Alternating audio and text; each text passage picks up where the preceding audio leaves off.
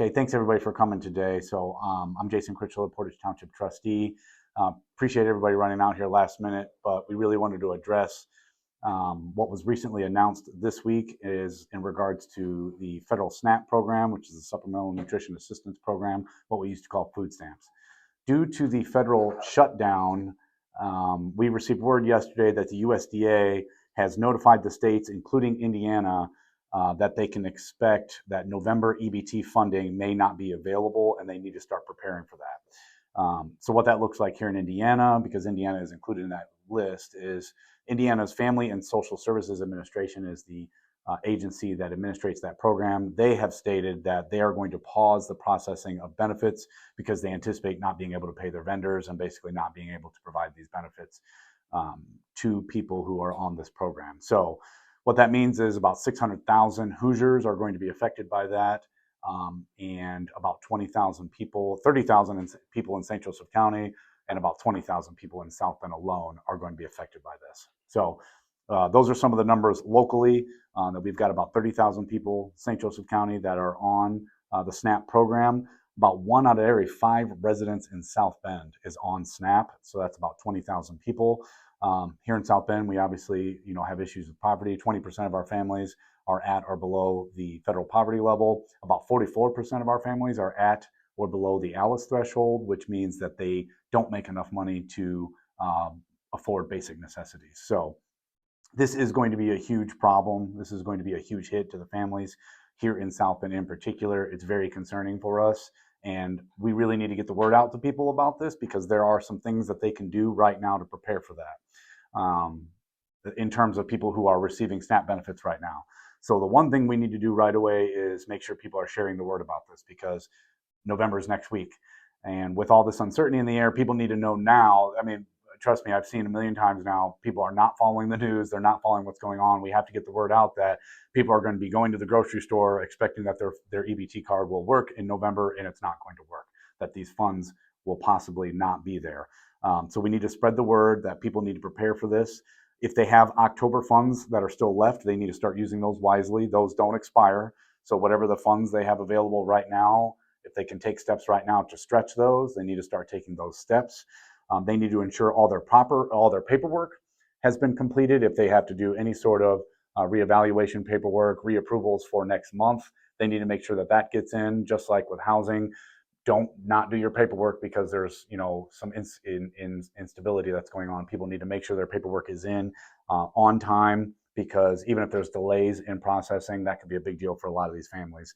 And then finally, folks need to start looking around at what the local resources are that are available to them if come next week they don't have food or access to food anymore. So they can call 211, they can call our office, they can call the United Way, they can call, there's lots of people that they can call, but they need to start marshaling those resources and making a plan for how they're going to put food on the table come November. So of course, now I have to put in a plug for our pantry here, the Portage Pantry. We are going to put a call out now for donations. We appreciate the people who have donated in support of the pantry, but that's going to be needed now more than ever.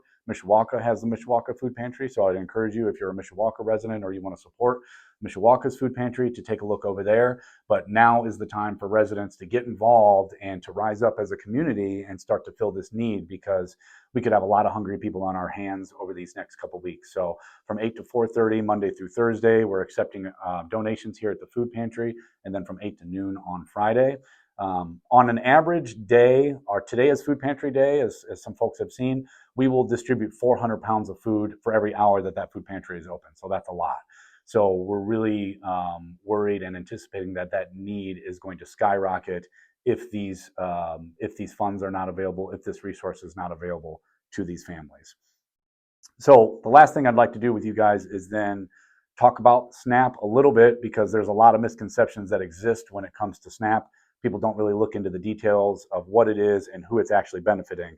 And in the end, who is going to be hurt the most by this? Who is going to be hurt the most by this is working families. People who work, but they're struggling to make ends meet.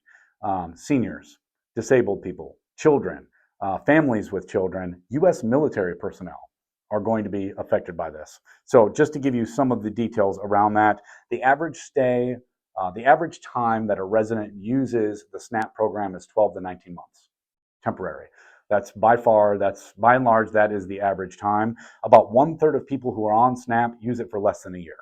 So what we're describing is a program that is doing exactly what it's intended to do, is just a temporary resource for people. When they have a medical crisis, when they have a crisis with a job, a crisis with a family member, they lose a spouse suddenly, and they need that extra support to get them through that crisis. That's what this program does.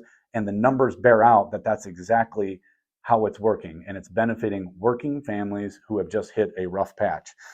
You do have some folks who end up staying on it longer. Those are seniors, those are disabled folks, those are children, okay? Military families, I mentioned.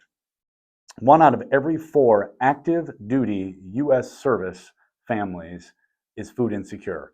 They struggle to make ends meet, and they rely on programs like SNAP and WIC. The vast majority of them use WIC. WIC is available to active service U.S. military individuals. But I've got numbers for you here that this is across the country. There are 22,000 active U.S. service military families that are utilizing SNAP.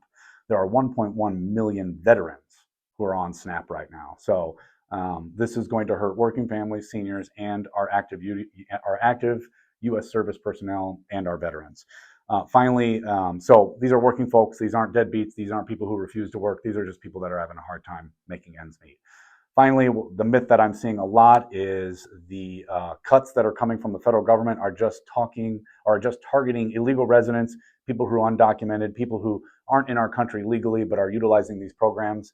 That is so false that it's absurd.